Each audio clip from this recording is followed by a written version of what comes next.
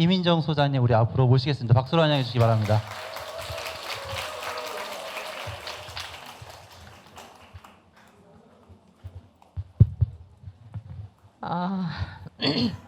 예, 반갑습니다. 안녕하세요.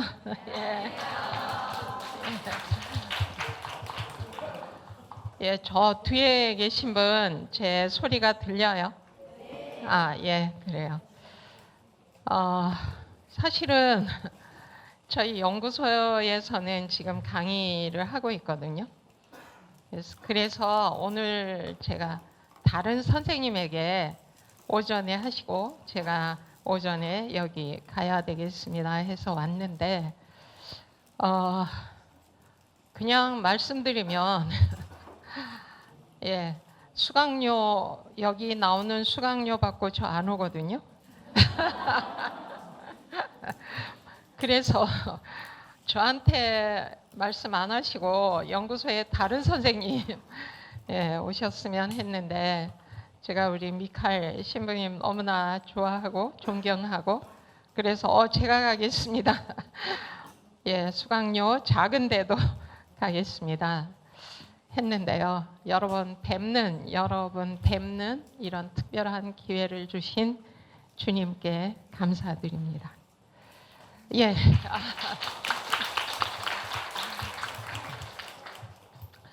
예, 저는 예비자 중고등부 교리교사를 한 10년 했거든요. 예, 1984년 그 전후에서 요한 바오로 2세 교황님이 한국에 오셔서 그때 천주교 신자가 상당히 많을 때 저 대치동 본당 성당이었는데 한 번에 중고등학생이 예비자 교리교사가 한 100명씩 와서 이렇게 몇 반씩 나누었거든요. 예, 그래서 그때 교리 교사를 하면서 교리 교사가 할 일이 뭔가 여러 가지 생각을 했었는데요.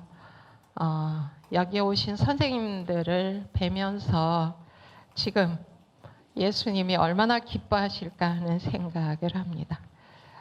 선생님들이 봉사하시는데 저도 봉사해야 될 것 같아서 어떻게 하면 될까 생각했는데 37 성당에서 오신다고 하시더라고요. 그래서 제 책을 한 성당에 한 권씩 드리려고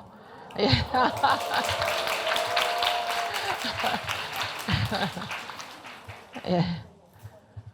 그러면 제 강사료 마이너스거든요. 예, 그럼에도 불구하고 저는 기쁜 마음으로 설레는 마음으로 이 2시간 함께 하는데 1시부터 또 강의가 있으시더라고요. 그래서 제가 50분에 10분 전에 해야 선생님들 10분 쉬고 다음 선생님 하시게 되지 않을까. 그래서 제가 준비한 내용 함께 하겠습니다. 제가 한 일주일 전부터 준비하면서 이거 넣었다 빼고 이거 넣었다 빼고 이것도 또 선생님들에게 좀 알려드리고 싶고 이것도 알려드리고 싶고 그런데 빼고 했지만 시간 안에 좀 제가 준비한 게 다 끝나지 않을 수도 있지만 제가 최선을 다하겠습니다. 이 앞쪽에 스크린을 보시면서 사춘기 학생들과의 대화라고 하시더라고요. 그래서 중고등학생의 학생들 교리 선생님이신 줄 알고 여쭤봤더니 초등학교 선생님도 오신다고. 그런데 이 사춘기는 언제를 사춘기라고 하죠? 예, 제 늦게 결혼한 아들의 손자가 금년 만 3돌 7월에 지난 4살이거든요. 근데 작년에 그러더라고요. 뭘 하니까 엄마가 그렇게 하지 마 이랬더니 엄마 죄송해요 하더라고요. 그런데 또 엄마가 그러니까 하지 말라고 이러니까 아이가 엄마 죄송하다고 했는데도 왜 화를 내세요? 이러더라고요. 그래서 부모님의 말씀에 이렇게 토를 달면 사춘기인가 아닌가 그래서 어떻게 보면 요즘은 4살도 사춘기가 아닌가 하는 생각이 들거든요. 예. 그런데 저는 얘기해요. 토를 달도록 말하면 아이들은 부모가 보기에, 선생님이 보시기에는 덤빈다고 하는 거고, 토를 달지 않도록 말하면 아이들은 절대로 토를 달지 않는다는 생각을 하면서 예, 우리 아이들과 어떻게 할 것인지, 예, 저를 처음 보시는 분은, 예, 제가 성균관대학교 국문학과를 나왔고, 서울 서대문에 있는 광화문 다음 정거장, 예, 우리나라 가장 중심이 되는 곳에 있는 중학교, 남자 학교 국어 교사를 5년간 했습니다. 그러다가 결혼하고, 예, 아줌마로 살다가 이런 강의를 시작한 지 금년이 32년째 됩니다. 그리고 예, 서울교육대학교 평생교육원, 고려대학교 평생교육원에서 강의를 했고, 지금은 제가 만든 프로그램 연구소에서 제 프로그램 강의를 합니다. 제가 쓴 몇 권의 책들이 있고요. 예, 이 책들은 합쳐서 120만 부 이상, 예, 팔린 책들입니다. 제가 여기 이렇게 숫자를 쓴 것은 이런 사례가 28개, 25개, 39개 이 사례들이 들어있다는 이야기고요. 그 다음에 아름다운 부모들의 이야기 43, 55 합쳐서 사례가 285개가 들어있습니다. 선생님들에게 드리는 책은 이 1권 받으시는 성당 선생님들 계시고 2권 받으실 분들이 계신데, 이따가 각 성당에서 한 권씩 가져가시면 합니다. 그래도 좀 아쉬워서 제가 가장 멀리서 온 것 같아요 하시는 선생님, 저 가장 멀리서 왔습니다. 다 가까이서 오셨어요? 예.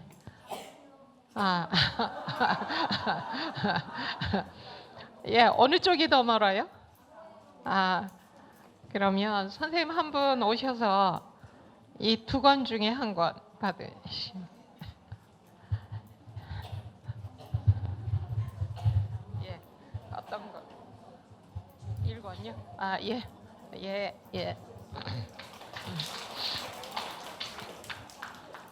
예, 이 한 권은요, 아까 보니까 뒤에 많이 앉으시는데 선생님이 앞에 딱 오시더라고요. 그래서 남자 선생님 맨 앞에 앉아. 예. 제가 만든 프로그램의 이름이 아름다운 인간관계 훈련입니다. 아름다운이라는 말은 안 다음, 알고 난 다음에 변형된 단어라고 합니다. 조금 더 얘기하면 알면 알수록 더 좋은, 인간관계를 이루기 위해서는 훈련이 필요하다. 우리 학생들이 선생님을 뵈면서 선생님은 알면 알수록 더 좋은 선생님이야, 이럴 수도 있고, 선생님 처음에 참 좋으실 것 같은데 시간이 갈수록 좀 그래. 예, 계속 다녀 말아. 예, 조금 죄송스러운 얘기인데요. 제가 예비자 교리 중고등학생들 마치고 본 반으로 이제 이제부터는 저 교리반에 갈 거야. 중고등학생들이라 조금 빠르죠, 사춘기가. 예, 어떤 학생이 와서 얘기해요. 선생님, 교리반 안 가요? 이래요. 그래?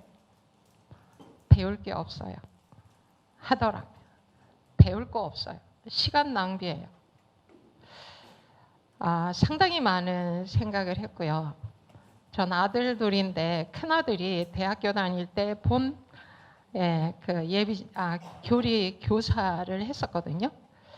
그래서 선생님들에게 정말 배우면 배울수록 예, 하느님을 더 많이 알게 되고 나도 예수님과 비슷한 사람이 되어간다. 이런 생각이 들도록 어떻게 할 것인가. 예, 어떻게 오게 됐느냐 하고 신청서에 보면 부모님의 권유에 의해서 아니면 친구 권유에 의해서 어떤 학생은 부모님의 강권에 의해서 크게 딱 써가지고 동그라미를 딱 치더라고요. 강권에 의해서 왔어요. 그래서 중고등학생이라 저는 얘기했습니다. 여기 오기까지는 강권에 의해서 왔을지 모르지만 이제부터 여러분이 책임을 지는 거다. 신앙생활은 여러분이 하는 거다. 부모님에 의해서, 친구에 의해서, 강권에 의해서 왔을지 모르지만 그래서 영세를 받기 전까지 받을 때 제가 영세를 받겠습니다 하는 분은 영세를 주지만 공부하면서 전 안 해요. 전 천주교 신자 안 되고 싶어요. 하면 안 해도 돼. 그런데 반드시 나를 한번 만나고 왜 안 하고 싶은지는 얘기한 다음에 그만둬야 하거든. 고등학교 2학년 남학생이 언제 와서 그러더라고요. 저 그만둘래요 하더라고요. 그래? 이유가 궁금하네. 선생님 얘기하셨죠. 예수님을 사랑하기 전에 부모님을 사랑하고 형제를 사랑하고 저는 교리교사가 무엇을 할 것인가. 예수님을 믿는 분은 다르구나. 선생님을 보니까 나도 예수님을 믿고 싶어. 우리 엄마가 천주교 신자인데 엄마를 보니까 나도 천주교 신자가 되고 싶어. 이런 마음이 들어야 되는데 그래서 우리가 예비자 교리 중에 여러분이 해야 될 건 뭐냐면 사랑하는 훈련을 하는 거예요. 부모님을 사랑하고 형제 자매를 사랑하고 친구를 사랑하고 이웃을 사랑하고 이 교리 시간 내에 그 사랑하는 걸 훈련하는 거거든. 그래서 제가 예수님의 제자가 되겠습니다. 영세를 받겠습니다. 이렇게 사랑하면서 살겠습니다. 이럴 때 영세를 받는 거거든. 근데 고등학교 2학년 남학생이 선생님 그러셨죠. 근데 전 어머니를 사랑할 수가 없어요. 동생을 사랑할 수가 없어요. 그래서 저 영세 안 받아요 하더라. 물론 그 학생은 영세를 받았는데 받기 전날 11시 넘어서 밤에 전화 왔어요. 선생님 저 내일 안 받아요. 한 주 전이에요. 한 주 전. 그래서 제가 그래 알았어. 그러면 이번 주일날 와서 선생님이랑 얘기한 다음에 결정하면 어때? 네, 주일은 가겠습니다 하더라. 근데 12시 넘어서 전화가 왔어요. 선생님 혹시 우리 아이가 선생님에게 전화를 한 것 같은데 전화가 갔나요? 예, 왔습니다. 집을 나갔는데요. 못 찾겠어요. 그래서 혹시 선생님에게 전화를 했나 하고 전화했습니다. 이번 주에 성당에 와서 저를 만나기로 했기 때문에 몹쓸 생각은 하지 않을 겁니다. 집을 나와서 어떤 일을 할지 모르니까. 그랬더니 도대체 얘 때문에 너무 힘들어요 하면서 이야기를 하시더라고요. 그리고 이 학생이 영세를 받았는데 제가 한 몇 년간 미사 해설을 했었습니다. 미사 해설을 하려면 성당에 일찍 가서 준비해야 돼요. 어떤 날 보니까 맨 앞에 무릎을 꿇고 기도하고 있는 모습을 봐요. 오늘도 엄마를 사랑할 수 없기 때문에 기도하고 있나 보다.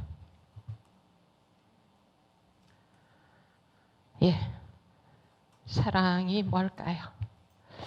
예, 그래서 훈련이 필요합니다. 한 번 해서 되는 건 아닙니다. 저희 제목이 너무 길어서 줄여서 아훈이라고 합니다. 예, 기회가 되시면 한번 연구해 보셨으면 합니다. 아인슈타인이 말했다고 합니다. 어제와 똑같이 살면서 다른 미래를 기대하는 건 정신병 초기 증세래요. 예, 여기 오신 여러분은 다 정신병은 저 멀리 있고 건강하시다는 얘기죠. 왜 여기 오셨냐면 어제와 다르게 살기 위해서 오셨다는 생각이 들어요. 어제와 어떻게 다르게 살 것인가? 우린 똑같이 하면서 어제처럼 화내면서 왜 얘가 화를 내지? 왜 배우자가 화를 내지? 예, 슈퍼에 물건 사러 가서 왜 이분이 화를 내지? 어제와 똑같이 하면서 슈퍼에 가서 뭐라고 하죠? 왜 이렇게 비싸요? 왜 이렇게 비싸요? 예, 어떤 분은 안 팔아요. 하기도 하는데요. 우리가 어제와 다르게 산다. 어떻게 다르게 살 것인가? 제가 이 책을 읽으면서 이 책은 상당히 어려운 내용이지만 제가 쉽게 썼습니다. 하고 리더의 성, 섹스, 그리고 돈, 행복, 그리고 죽음에 관한 탐구에 대한 책을 쓰신 분인데요. 제가 맨 앞에 중국 속담 나와 있는데 너무나 제 많은 깨달음을 줘서 선생님들에게 소개합니다. 1시간 동안 행복해지고 싶다면 이것을 해라 하더라고요. 1시간 동안 행복해지려면 뭘 하면 행복할까요? 예, 이 속담에는 낮잠을 자래요. 그러면 1시간 동안 행복하대. 하루 동안 행복해지고 싶다면 무엇을 해라? 예, 중국 속담이라 그런지 낚시를 가래요. 그리고 한 달 동안 행복해지고 싶다면 뭘 하면 될까요? 여행을 하라. 예. 가 아니고 결혼을 하래요. 결혼을 하면 예. 한 달 동안 행복해진대요.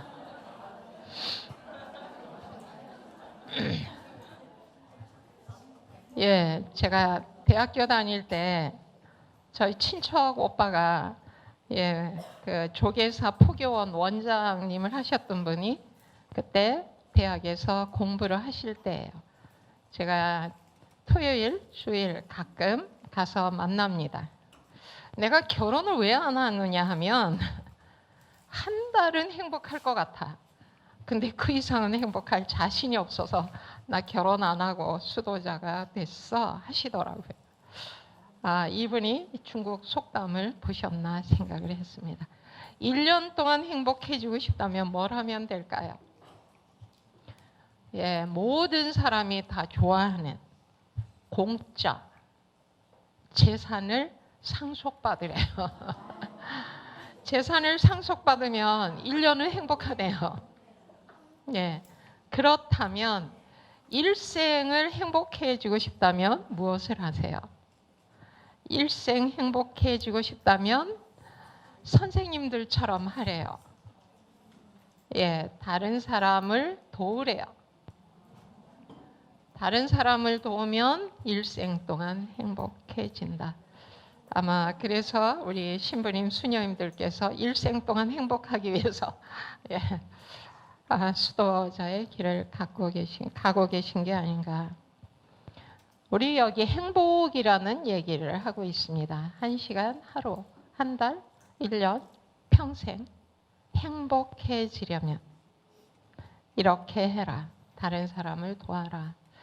다른 사람을 도우려고 했는데 결론적으로 도움이 안 될 때가 있어요. 오히려 저 사람은 하지 않았으면 좋겠어. 저 사람이 돕는 거야? 예, 저희 성당이 저는 서초 3동 성당인데 큰 대로변에 있고 땅값이 굉장히 비싸죠. 그래서 지하 주차장이 좁아요.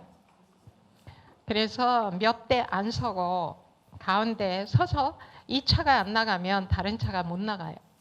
그래서 언젠가 기다리고 있는데 보니까 몇 분이 기다리고 계시더라. 이 차 한 대가 안 나가서. 근데 할아버지, 손자, 손녀 아마 함께 식사하고 가시려고 하는지 기다리다가 다른 분이 올라가서 이 차 주인을 찾았는데 내려와서 못 찾겠어요, 못 찾겠어요 하고 왔어요. 거의 어떡하지? 그때 한 10분 가까이 기다리는 시간은 상당히 길게 느껴집니다. 기다리고 있는데 한 분 여자분이 천천히 걸어오시더라고요. 그러니까 저분은 아닌가 보다 했어요. 근데 그분이 차문을 여시더라고요. 그러니까 할아버지 한 분이 가셔서 여기 차 전화번호라도 좀 적어 놓으시지 그러셨습니까? 봉사하잖아요 하더라고요. 소리를 빡 질러요. 봉사하잖아요 이래요. 성당에 봉사한대. 봉사하기 때문에 여기 차 좀 세운 거 왜 말이 많냐? 저렇게 봉사하는 건 어떨까?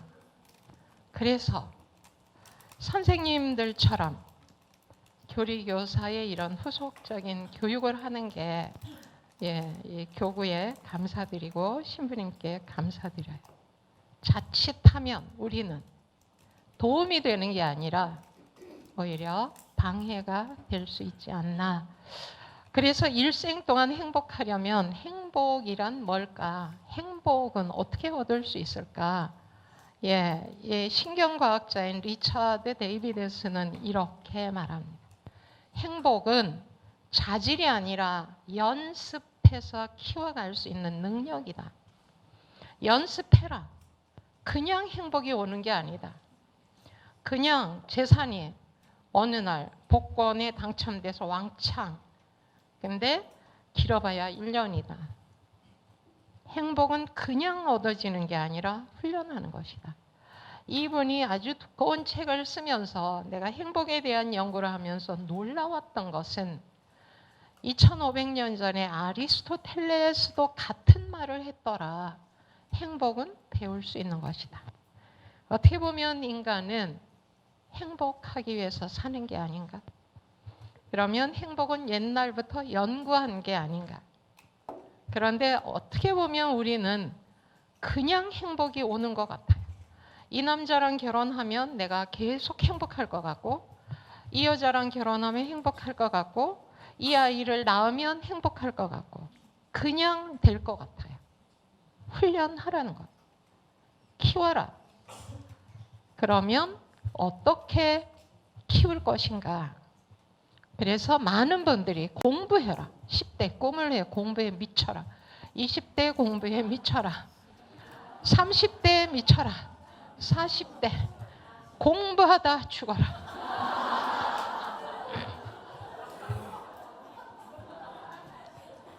계속 공부하라고 해요. 어떤 공부를 할 것인가가 중요하다는 거죠. 저도 계속 강의를 해야 돼서 공부하는 방법 중에 책을 많이 읽습니다. 어떤 경우 책을 읽으면서 이 책은 사람들이 안 읽어야 되는데 하는 생각이 들기도 합니다. 공부라는 게 뭔가 공부. 포르니 교수님은 그분 책에서 이렇게 썼더라고요. 단테의 신국을 강의하면서 나는 새로운 사실을 깨달았다. 그것은 학생들에게 단테에 대해 가르치는 것보다 친절한 사람이 되도록 가르치는 것이 중요하다는 사실이었다. 어느 날 문득 강의 중에 이 생각이 딱 떠올랐대요. 그러면서 학생들이 아무리 단테를 잘 배워서 A+ 학점을 받아도 밖에 나가서 버스에 탄 할머니들에게 불친절하게 대하면 나는 선생으로서 실패했다고 느끼게 될 것이다. 제가 우리 선생님들에게 얘기해요. 선생님들이 강의를 하시면서 가족들에게 또는 이웃에게 언제나 친절하시라고는 말할 수 없어요. 친절하도록 노력하지 않으면서 강의한다면 우리 강사가 될 수 없습니다. 이건 물론 저 자신에게도 해요. 제가 집에 가서 우리 아이들에게, 남편에게 함부로 막 하면서 여러분은 친절하셔야 됩니다. 아니죠. 저희가 교리교사가 할 일이 뭔가, 우리 아이들이 교리 시간에 왔다 가면 부모님에게 친절하고, 학교에 가면 친구에게 친절하고, 쟤 정말 달라졌어. 제가 왜 저렇게 달라지지? 우리 아이가 교리만 갔다 오면, 그리고 점점 더 사랑이 가득한 아이가 돼. 하도록 어떻게 도와줄 것인가가 교리교사의 역할이 아닌가, 저는 개인적으로 그렇게 생각을 합니다.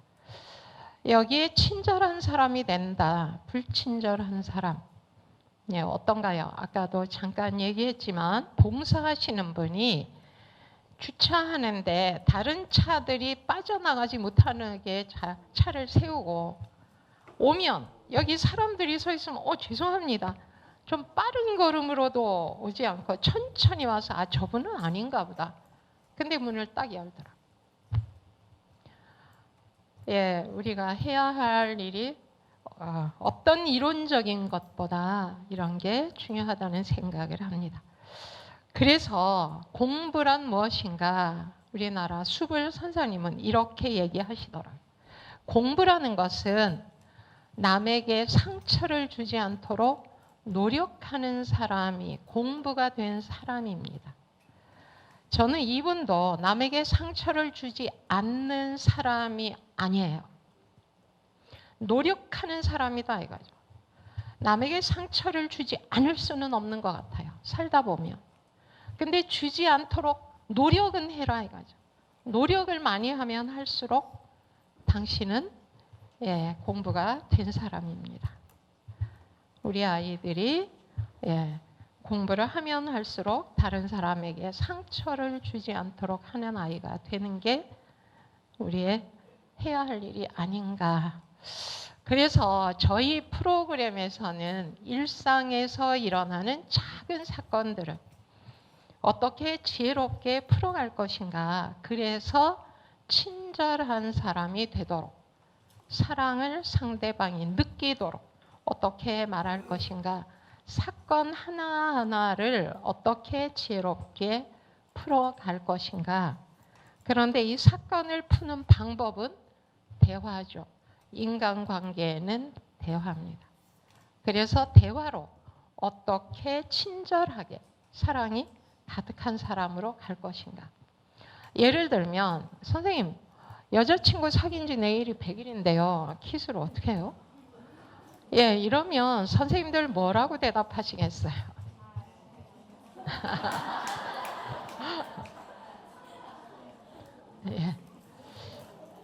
수강 중에 있는 여자 선생님이 저에게 질문하시더라고요. 제가 중학교 수학 교사인데요. 제가 지금 2년이거든요. 그러니까 대학생인지 선생님인지 구분을 잘 못하는 선생님에게 남학생이 선생님 저 여자친구 사귄 지 내일 100일 키스를 어떻게 해요? 뭐라고 하셨어요? 뭐라고 하셨어요? 여쭤봤더니 이렇게 얘기하셨대요. 집에 가서 영화 봐, 영화. 영화에 키스하는 장면 보라고. 이렇게 말씀하셨대요. 제가 선생님 학부모님들로부터 항의 받지 않았어요. 애들 그날 집에 가서 뭐예요? 영화 봐요. 키스 장면 정지해놓고 봐요. 야, 너 지금 뭐 하는 거야? 우리 선생님이 영화 보고 키스 배우래. 내 잘못이 아니라고. 선생님이 그러시더라고. 그러면 어떻게 말해요? 이때 어떻게 말할 것인가? 선생님, 얘가 자꾸 때려요. 얘가 자꾸 때려요 하면 뭐라고 하죠? 선생님, 과외 선생님이요. 선생님에게 와서 하소연하는 거예요. 제가 살짝 졸았는데요. 머리를 쳐서 제 기둥 모서리에 맞았거든요. 제가 선생님 때리려고 했는데 참았어요. 한 주먹도 안 될 텐데. 왜냐하면 이 아이가 체격이 좀 있대요. 근데 과외 선생님이 체격이 조그만 여자 선생님이래요. 그러니까 팍 하면 한 주먹에 날아갈 텐데 한 주먹도 안 되는데 저한테 이러잖아요. 이런 뭐라고 얘기하시겠어요? 선생님 제가요 데이트하는 데 대해서 어떻게 생각하세요? 중학교 1학년 여학생이에요. 네. 선생님 때로는 필요하면 거짓말도 해야 하는 거 아니에요? 선생님 저는요 학교가 싫어요.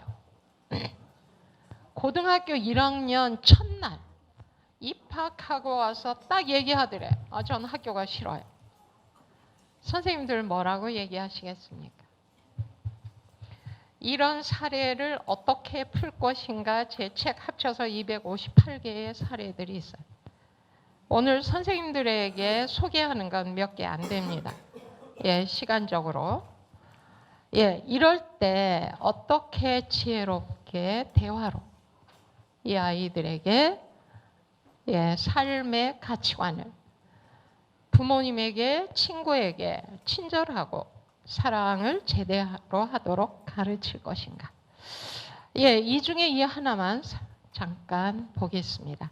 선생님, 과외 선생님이 살짝 졸았는데 예, 제 머리를 쳐서 때리려고 했는데 예, 이러면 선생님들 뭐라고 하시죠? 한번 잠깐 보죠. 듣고 보니 맞을 짓을 했네. 졸았다며. 그러니까 왜 졸아? 너 부모님이 내주신 과비 얼마나 귀한 돈인 줄 알아? 그러니까 너 맞는 거 당연하다고. 이러면 이 아이가 그렇네요. 미처 그걸 몰랐어요. 그러니까 더 열심히 공부해야겠네요. 이런 생각이 들까요? 또 어떤 선생님 이러세요. 그 선생님 왜 그러셨지? 살짝 졸았다고 나면 귀한 아들 머리 그렇게 함부로 치진 않니? 그 선생님 조금 더 나가면 제정신이야? 그러게요. 그래서 저 학원 싫다는데 우리 엄마가 자꾸 가라잖아요. 그럼 뭐라고 하시겠어요? 또는 그래도 잘 참았어. 참아야지. 그럼 학생이 선생님을 때린다는 게 말이 되냐? 잘 참았어. 그렇긴 해요. 그렇긴 해요. 그 다음에 어떤 생각을 할까요? 이런 대화들 중에 우리가 어떻게 얘기하면 이 학생이 내가 잘못됐다고 스스로 깨닫도록 느끼도록 말할 것인가. 예. 사람이 이렇게 감정이 올라갔을 때는 이 감정을 쫙 내려가도록 정리해 주라고 합니다. 이게 우리 선생님들이 앞으로 하실 일이에요. 그래서 원 상태가 되면 자기 일을 자기가 깨달아서 이렇게 해야지 한다는 거예요. 그래서 이렇게 하려면 어떻게 하느냐를 저희 프로그램에서 구체적으로 배웁니다. 첫 번째, 상대방이 이렇게 올라갔을 때 어떻게 이렇게 하도록 도울 것인가. 두 번째, 내가 감정이 올라갔을 때 어떻게 이렇게 제자리로 오도록 할 것인가. 세 번째, 상대방과 내가 다 감정이 올라갔을 때는 어떻게 할 것인가. 이런 건 저희 정교 과정에서 배워서 지금 이 시간에 하기는 어렵지만 하나만 소개하겠습니다. 상대방이 이렇게 감정이 올라갔을 때는 일단 듣습니다. 어떻게 듣느냐면 이 세상에 너와 나밖에 없어. 다른 거 다 두고 그래? 이렇게 마주 보면서 하라는 겁니다. 그래서 여기에 제 사진을 하나 넣었습니다. 예, 우리 큰아들이 늦게 결혼해서 이만한 아들이 있습니다, 지금. 근데 이 아이가 어렸을 때 이 돌멩이를 가지고 여기에 이거 했다 더 예쁘면 바꿨다 제가 쳐다보고 있었어요. 제 남편이 여기 볼래? 사진 찍어줄게. 그래서 제가 아이에게 저기 아빠 보라고 이름을 불렀더니 네? 네? 하면서 쳐다봐요. 제가 두 아들에게 잘못한 게 너무나 많지만 잘한 거 하나를 꼽으라면 저는 아이들을 존중했습니다. 존중한다는 의미는 이 아이가 예수님이다, 성모님이다를 늘 마음속으로 생각했어요. 예수님에게 우리는 함부로 할 수 없어요. 성모님에게 함부로 할 수 없죠. 그러니까 아이가 엄마 하면 그래? 봤어요. 예수님께서 자매님 뭐요? 이렇게 안 하죠. 예수님께서 자매 예. 근데 남편이 여보 뭐? 예. 이렇게 하지 않으려고 했습니다. 그래서 아이가 얘기하면 엄마 하면 갔어요. 때때로는 김치 하다가 이거 씻고 가기 어려우니까 옛날에 장갑도 없을 때 이렇게 손에 빨갛게 묻히고 엄마 불렀어? 네 엄마.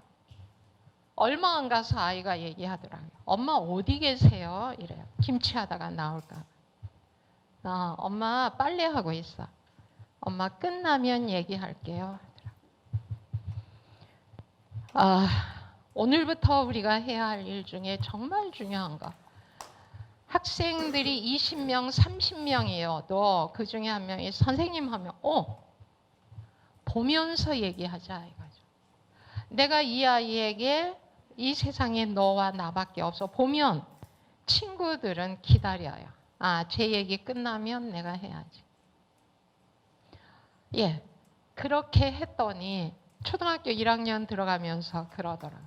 엄마, 선생님 말씀을 솜이 물을 빨아들이듯이 제가 다 빨아들이고 올게요 하더라고요. 예, 처음부터 자랑해서 죄송합니다. 그래도 이 아이가 대학생 때 교사를 몇 년간 했습니다. 예, 그래서 선생님들로부터 많이 들었어요.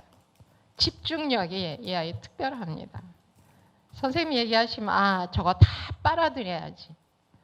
예, 그래서 과외 없이 대학교 들어갈 때까지 한 2, 3개월.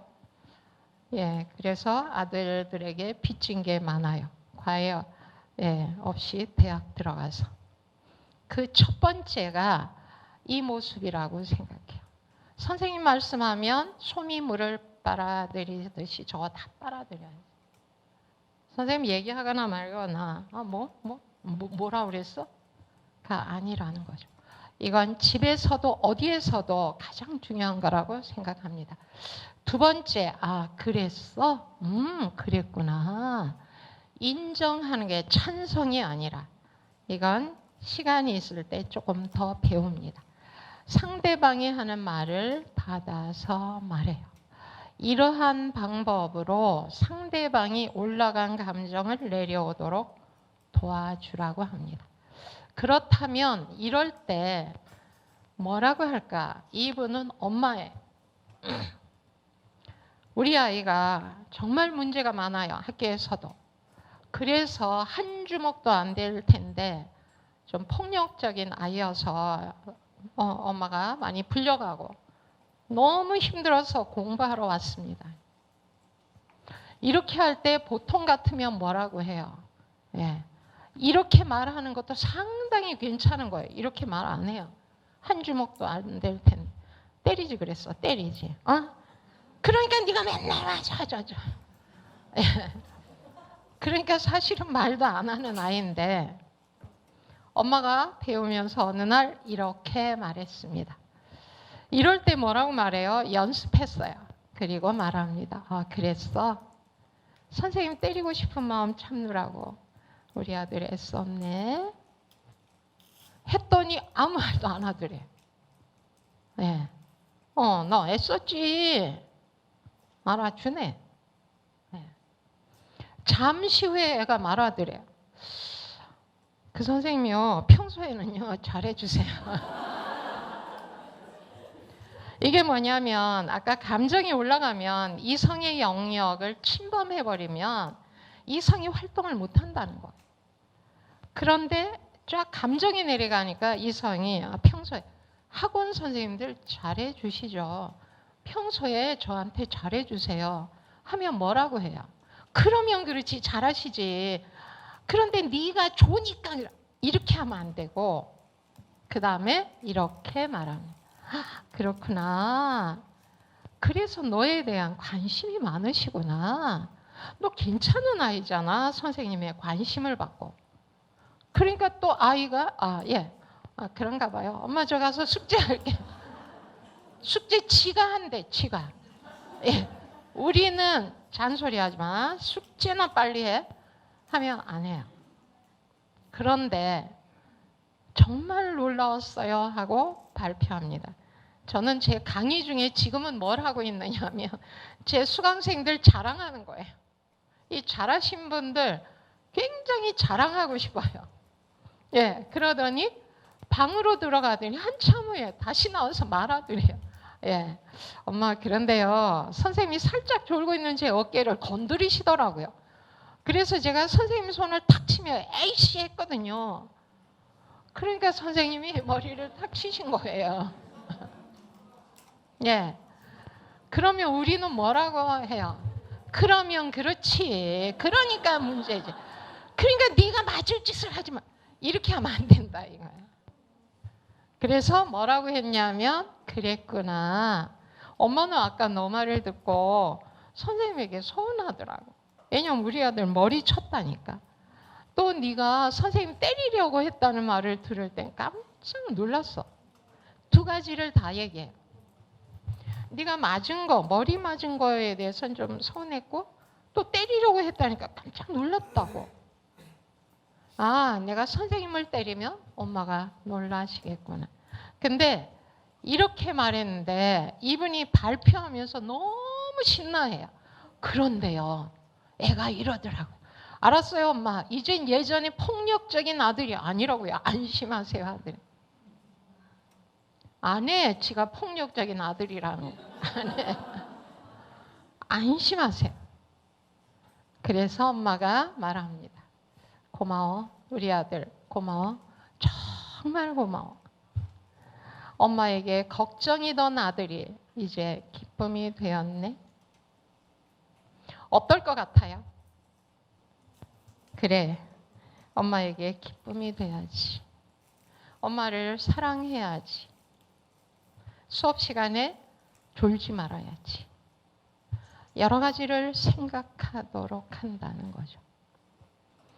이렇게 하면서 이 아이는 점점 걱정하지 마세요. 안심하세요. 이제 폭력적인 아들 아니라고. 이렇게 도와줄 수 있는 부모님 밑에 자란 아이들이 선생님이 되시면 학생들이 얘기하면 우리 엄마한테 배운 그대로 합니다. 그런데 너 맨날 이래가지고 그럼 배울 게 없어요. 어떤 의미에서 보면 저는 선생님들을 교육하는 게 아니라 학부모님들 교육을 해야 된다고 생각해요. 엄마들이 이걸 알아야 우리 아이들에게 진정으로 사랑하는 방법을.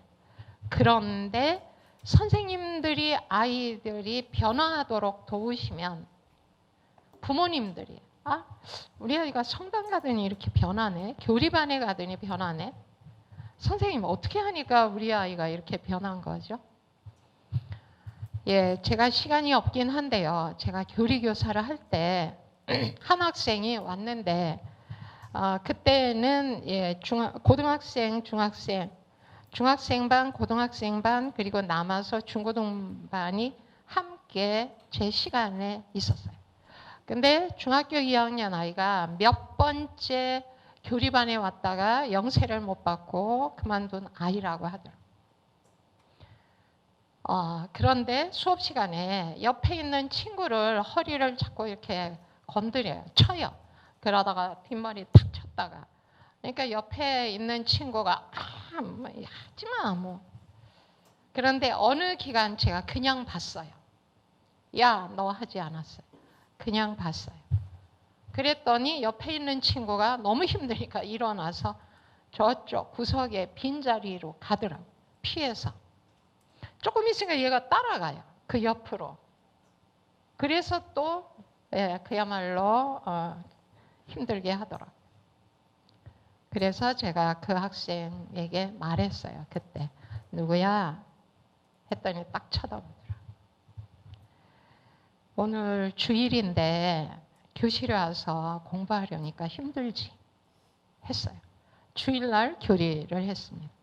주일인데 힘들지? 교실에 앉아서 공부하려니까 힘들지? 선생님 부탁해도 될까? 선생님이 오늘 공부해야 될 게 있거든. 근데 너가 그렇게 하면 이거를 다 할 수가 없어. 선생님 부탁할게 했어요. 가만히 있더라고요. 그러더니 제 시작하는데 조용하더라고요. 와, 끝났나 보다. 근데 또 찝쩍거려요. 예. 그래서 그러니까 남학생 고등학생이 옆에 있다가 야! 소리 뻑 지르더라고요. 야! 가만히 있어. 이러더라고요. 너 왜 이렇게 힘들게 해? 그러면 이렇게 말하는 고등학생에게 뭐라고 하세요? 혹시 선생님들이란? 제가 그랬어요. 고마워. 선생님 도와주는 거지. 선생님 도와줘서 고마워. 했어요. 예. 고등학생이 그러더라고요. 끝나고 제가 그 학생에게 얘기했어요. 다 있는 데서. 너 오늘 참느라고 애썼지? 아까 처음보다 나중에 많이 달라졌거든? 고마워. 선생님 다음 주 너 기다릴게 했어요. 이 아이 사랑해야 해요. 사랑해야 하는데 우리는 이 아이를 보면 쟤 왜 저래? 왜 쟤는 우리 반에 와가지고 다른 반에 안 가? 예, 정말 나중에는요. 이 아이가 오면 제가 누구 왔네. 예, 나중에는 왔는지 안 왔는지 모르겠더라고요. 그래서 걔 어디 갔지? 보면 정말 열심히 듣더라고요. 예, 제 자랑해서 죄송한데 나중에 어머니가 오셔서 몇 번 영세 받으려고 하다가 못 받았습니다. 근데 담임 선생님이 얘기하시더라고요. 얘 요즘 뭐 하냐고. 학교에서 너무 많이 달라져서 선생님들이 얘 왜 이렇게 달라졌는지. 그래서 영세 받으려고 성당에 다닙니다. 잘못한 것도 상당히 많아요.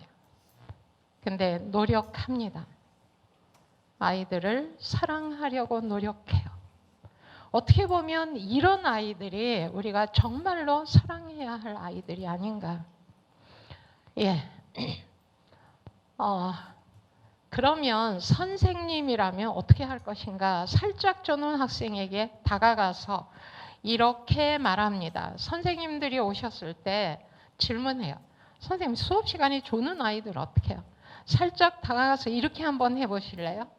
어깨를 다독이며 너 많이 피곤한가 보다. 한번 해보실래요?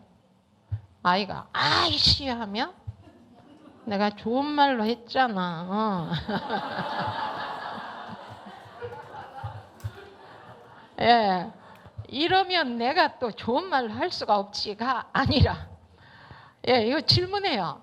제가 아무리 좋게 해도요. 에이씨 뭐 이래요. 그러면 이렇게 말해보세요 했어요. 이렇게. 어떻게?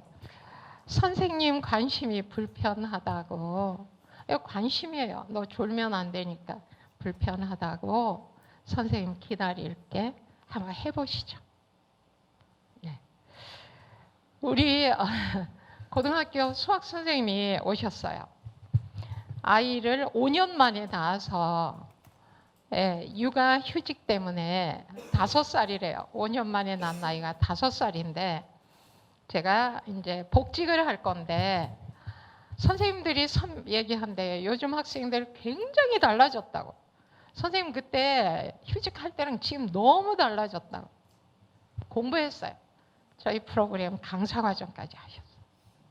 그래서 같은 사건에서 어떻게 했느냐 하는데 이럴 때 말하는 것을 실용지능이라고 합니다. 무엇을 누구에게 말해야 할지, 언제 말해야 할지, 어떻게 말해야 최대의 효과를 거둘 수 있을지 이런 능력이 실용지능이라고 합니다. 그래서 이해하고 아는 게 아니라 표현하는 방법을 배워야 한다. 그래서 이것은 후천적이다예요. 후천적으로 학습이 된다 하는 건 배워라 하는 거죠. 그래서 이 선생님이 배워서 있었던 사례를 적어왔어요. 선생님, 제가 배운 대로 한번 해봤거든요. 그래서 우리 선생님 책 받으셨으니까 한번 읽어주셔도 되죠. 수학 교사인 나는 고등학교 2학년 이과반을 가르치고 있다. 고등학교 2학년 이과반에서 수학은 매우 중요한 과목이기 때문에 학생들이 수업 시간에 집중하길 바란다. 하지만 평소에도 수업 태도가 좋지 않던 민원이는 이날따라 수업 시간에 계속 엎드려 일어나질 않는다. 야,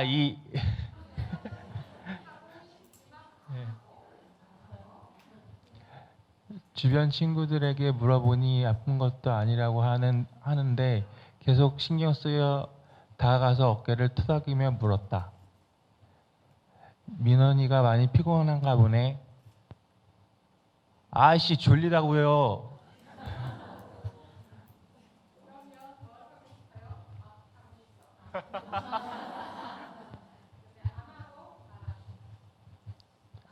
그래, 지금은 선생님이 관심이 불편하고 선생님이 기다릴게.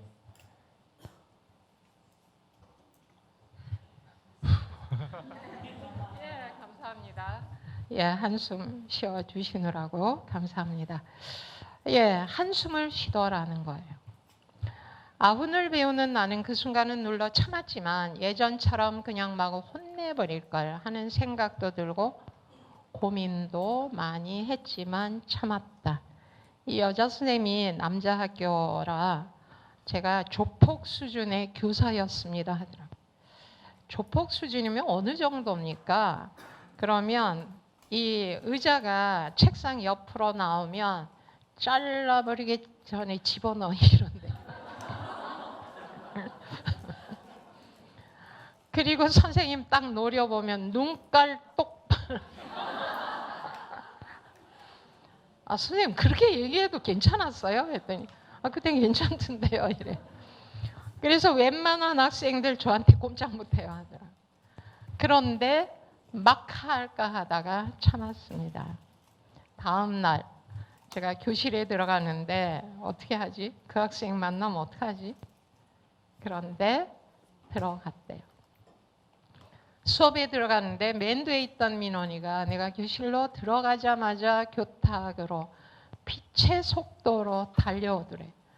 여기 선생님들 들어가는 대로 딱 들어가 저 뒤에 있다 막 달려오면서 선생님 어제 제가 미쳤었나 봐요. 정말 죄송해요. 용서해 주세요. 다시는 안 그럴 거예요. 정말로 고마웠대요. 그래. 이렇게 먼저 사과하는 너를 보니 선생님 마음이 가벼워져. 고마워. 선생님도 어제 어떻게 해야 할지 고민이 참 많았거든. 했더니 아이가 선생님께 그렇게 한 거 진짜 반성 많이 하고 있어요. 죄송해요. 학생이 절대 그러면 안 되는 건데 이 말을 누가 해요? 선생님이 하죠. 야, 너 학생이 그러면 돼 이러는데 학생이 그러면 안 되는데. 다른 선생님들도 모두 불편해하고 싫어하는 민원이 얘기했던 작은 멈춤이 얼마나 의미 있는지를 느끼게 되었습니다. 하시면서 학생들에게 이 학생만 90도로 인사하는데 선생님들이 비결이 뭐냐고 묻는데요. 똑같이 걸어가면 저기 두고 내 앞에 와서 안녕하십니까 인사하는데 비결이 뭐예요? 공부하면 돼요. 공부. 훈련하시면 돼요. 그래서 어떤 선생님들 오세요. 이분이 인천에 계신데 인천 어느 학교에 있습니다. 어떻게 오셨어요? 예, 이 선생님이 얘기해서 왔습니다. 근데 많지는 않아요. 예, 그런데 4개월 뒤에 이분이 학생들에게 수학 일기를 쓰게 하는데 이 학생이 쓴 거예요. 이 중에 몇 가지. 선생님은 고등학교를 졸업하고도 오래도록 생각날 사람으로서 자리 잡으셨다. 수학을 다시 시작해 준 나. 포기하지 않고 달린 나. 무엇보다 그렇게 되도록 이끌어 주시고 힘이 되어 주시고 수학에 대하여, 인생에 대하여, 제 좁은 시야에 대하여 많은 것을 깨닫게 해주신 김희수 선생님. 몇 개월간 정말 감사했습니다. 존경하고 사랑합니다. 그리고 고등학교 3학년 올라가서 2반의 수학 시간에 들어갔더니 1년 후에 이렇게 썼는데, 쌤이 저희 반 들어오신다는 걸 알고 진짜 모든 걸 다 얻은 듯한 무한 기쁨이, 쌤하고 수업할 수 있다니요. 저는 선택받았습니다, 원래. 예, 그래서 이 학생과의 관계만이 아니라, 예, 2반, 예, 선생님이 들어가는 반 아이들 정말 많이 달라졌는데, 선생님 배워야 하겠더라고요. 배워야. 예, 배운 결과에 대한 얘기를 하고 있습니다. 빅토르 위고는 말합니다. 인생에 있어서 최고의 행복은 사랑받고 있음을 확신하는 것이다. 이 학생이 이 김희수 선생님만은 나를 인격적으로 존중해주고 사랑해주셔. 선생님이 하시는 얘기 다 듣고 수학 열심히 공부할 거야. 이렇게 우리의 삶을 바꿔놓는 게 선생님 역할이 아닌가 생각합니다. 신창원 씨에 대해서 아시는 분은 아실 거예요. 예, 살인도 하고 감옥에서 탈옥을 해서 1년 이상 이분을 찾지 못해서 군대까지 동원했는데 나중에 잡히고 담당 변호사에게 말했다고 합니다. 나를 잡으려고 군대까지 동원하고 엄청난 돈을 쓰는데 나 같은 놈 태어나지 않는 방법이 있다. 초등학교 때 선생님이 너 착한 놈이다 하고 머리 한번 쓸어줬으면 여기까지 안 왔을 거다. 5학년 때 선생님이 새끼야 돈 안 가져왔는데 뭐하러 학교 빨리 꺼져 소리쳤는데, 그때부터 마음속에 악마가 생겨서 이 악마가 저를 지배하더라고요. 담당 변호사에게 한 이야기입니다. 물론 모든 사람이 이러는 건 아니에요. 그럼에도 불구하고 선생님들의 한마디가 어떤 영향을 끼치는지. 또 다른 선생님의 이야기는 탐 크루즈에 대해서, 이분은 난독증이라고 합니다. 그래서 글을 잘 읽지 못하는데 어느 날 말이 되지 않는 단어들만 나왔는데 선생님이 말했어요. 너 목소리가 참 좋네. 이 한마디에 인생을 바꾸었다고 합니다. 이제 대본을 다 외워버린대. 그래서 그 선생님을 잊을 수가 없어요. 예, 저도 남자 학교에 5년간 여자 선생님으로 저 혼자였는데 잊을 수 없는 선생님이 되려면 어떻게 할 것인가. 저 학생들 함부로 대하지 않으려고 했어요. 예전에 제가 다닐 때는 한 반이 70명이었어요. 중3반에 가면 70명 남학생이 여름에 들어가면 냄새가 확 나요. 네. 근데 마이크도 없어요, 옛날에. 그런데 이 학생들을 어떻게 잘 못하면 떠들면, 두세 명만 떠들면 우우우 이게 변성기 이게 시끄러워서 수업을 못해요. 야 나와, 너 나와 하지 않았어요. 예, 그 중에 공부 잘하는 학생이 말하면 옆으로 딱 가요. 중요한 얘기 하고 있지. 이래요. 중요한 얘기 하고 있지. 선생님 기다릴게. 아니야. 아니야. 그러면 다 조용해요. 그렇지 않으면 제 목이 남아나지 않아요. 70명 학생들에게 떠들고 시끄러우면 어떻게 강의를 해요? 존중하니까요. 학생들도 선생님을 존중해요. 제가 들어가면 예, 반장이 나와서 야, 선생님 오신다. 조용. 반장이 예, 저를 도와줬습니다. 초등학교 1학년 때 같은 반 45명 중에 38명이 이 집 아이에게 맞았다고 해서 문제가 되었던 아이가 5학년이고 도장에 갔는데 20분 늦게 들어왔습니다. 이 아이의 아버지 어머니는 대학 교수님이세요. 어머니가 학교에 몇 번 불려가서 선생님 전 정말 모르겠어요. 어떻게 해야 되죠? 그런데 공부하기 시작했고 어느 날 예전에는 이렇게 문제가 있으면 집에 와서 얘기했는데 지금 말도 안 해요. 왜냐하면 말하면 맞고 또 문제 터지면 또 더 맞고 아예 입을 다물어요. 뭘 하는지. 아이가 어느 날 집에 와서 얘기하면 그때다 하고 한번 해보세요.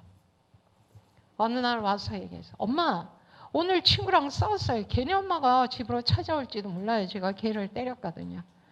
또 때렸냐? 또 때렸어 하고 싶은데 예. 못 살아. 창피해서 어떻게 사냐고. 엄마 불려가가지고 예. 이 학생의 아버지는 총장님까지 하십니다. 엄마 아빠가 창피해서 어떻게 사냐고. 여보 어떻게 하라고. 예, 아드님만 둘인데 그럼 아버지가 이리 와 이 새끼 너도 맞아봐 했다는 거예요. 예. 그런데 이럴 때 뭐라고 얘기할 거냐. 뭐라고. 우리가 폭력적인 아이에 대해서 많이 얘기해. 친구니까 잘 지내란 말 하지 말라. 그럼 폭력을 키운다 하시면서 학교 폭력 이후 어른들의 대처가 중요하다. 피해 학생은 상처를 치유하고 가해 학생은 잘못을 깨닫도록 도와줘야 하는 방법이 뭐냐면 폭력이 일어나면 피해 학생의 부모가 가해 학생을 만나세요 해요. 그러니까 이 아이가 이럴 때 그 엄마가 온대요. 피해받은 아이 엄마가 와가지고 대학 교수라면서 지 새끼나 잘 키우지 마라. 그래서 간 다음에 이리 와 이 새끼 너 때문에 창피하지 않아 또 때려. 그러니까 폭력을. 그런데 찾아가서 직접 만나라는 거예요. 단호하지만 차분하게 너에게 장난일지 몰라도 내가 보기엔 괴롭힘이야. 이제는 우리 아이와 친하게 지내지 말고 가까이 가지도 마라. 말해야 합니다. 이게 전문가 조언이에요. 이 문제로 저한테 많은 분들이 질문을 해요. 선생님 그러라고 하는데 그럼 이런 분은 어떡하죠? 우리 아이가 맞았다면 학교에 찾아가서 이분은 집에 찾아오지만 학교에 찾아가서 누구야? 쟤야? 너 이리 와. 내가 얘 엄마인데 너 한 번 너 우리 가까이 가지 만나지도 말고 해. 만약에 이 아이가 그 다음에 또 다른 아이면 또 찾아가서 얘기해야 되겠죠?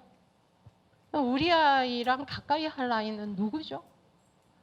이 아이가 고등학교에 가서 만나면 야 니네 엄마가 너 가까이 가지 말래. 어떻게 되죠? 죄송하지만 예, 폭력이 발생했는데 가해자와 피해자한테 친구니까 친하게 지내라고 하는 건 잘못된 방법입니다. 한 번 맞았으면 만나지 마. 곁에도 가지 마. 네, 이러면 세상을 어떻게 살죠?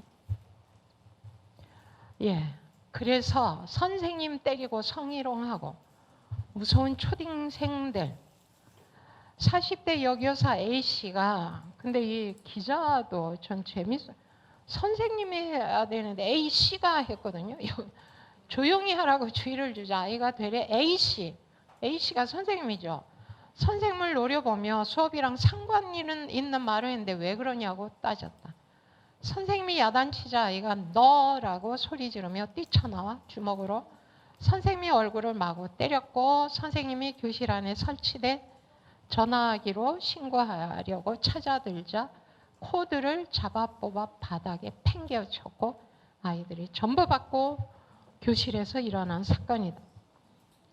예, 이게 우리 언론에 신문에 나온 이야기예요. 주의를 줬어요. 야단을 쳤어요. 전화기를 찾아 들었어요. 그래서 지적을 합니다. 지적을 해요. 나무란. 이건 너 잘못됐어. 너 이거 잘못됐다고. 이거를 야단치고 지적을 하면 저 아이가 예, 알았습니다. 다음부터 안 그러겠습니다. 할까요? 예, 그래서 교사 때리는 초등학생이 고교생보다 많고 제자가 겁나는 교사, 초등생은 왜 그럴까? 예, 퇴직하시는 선생님이 많으시다고 하죠. 도저히 못 해먹겠다. 아이들도 그렇고 부모님도 그렇고 대한민국 교육이 어떻게 될 것인가? 예. 철학자 버트랜드 러셀이 말합니다. 매를 맞은 덕에 자신이 더 나은 사람이 됐다고 믿는 게 체벌의 가장 나쁜 결과다. 나도 그렇게 컸어. 나 맞으면서 컸거든. 그러니까 너도 맞으면서 커야 돼. 옛날과 지금은 달라요. 왜 때리죠? 말로 해서 안 들으니까 때리는 거죠. 체벌을 가하는 거죠. 듣고 싶도록 말하면 체벌을 가하지 않아도 돼요. 아까 제가 잠깐 얘기했지만 제가 교직에 있을 때 남자 선생님들은 출석부와 함께 회초리 하나씩을 반드시 함께 들고 교실에 들어가. 야, 너 나와. 때리죠. 저는 회초리 없이 교실에 들어갔습니다. 예, 이제 우리가 아이들에게 정말 어떻게 해야 될 것인가. 여기에 야단 맞은 덕에 더 나은 사람이 됐다고 하면서 야단치는 것. 가장 잘못되는 것이다. 야단치지 않고 인격적으로 어떻게 변하도록 할 것인가를 훈련하는 게 저희 프로그램입니다. 그래서 이런 경우에도 못 살아 너 이리 와 너도 맞아봐 가 아니라 이렇게 말합니다. 선생님 이럴 때 뭐라고 하죠? 저희 롤플레이를 해요. 미리 연습을 해요. 이렇게 한번 얘기해 보시죠. 엄마 준비하고 있으라고. 조금 있으면 그 아줌마가 와가지고 야 할 거니까 엄마 준비했다가 맞아야 하라고 알려주는 거예요. 이거 지금. 엄마 친구랑 싸웠는데요. 걔네 엄마가 집으로 찾아올지도 몰라요. 제가 때렸거든요. 그러니까 와가지고 왜 때렸냐 이럴 거예요. 비 오기 전에 우리 예보하듯이 얘가 예보해 주는 거예요. 엄마 준비하고 있으라고 했더니 잘못했다는 말을 한 번도 한 적이 없는 아이예요. 지금 5학년이에요. 5학년. 근데 아이가 죄송해요. 죄송해요. 그럼 또 뭐라고 해요? 죄송해요. 죄송해요. 말로만 하지 말고 죄송해요. 짓을 하지 마라.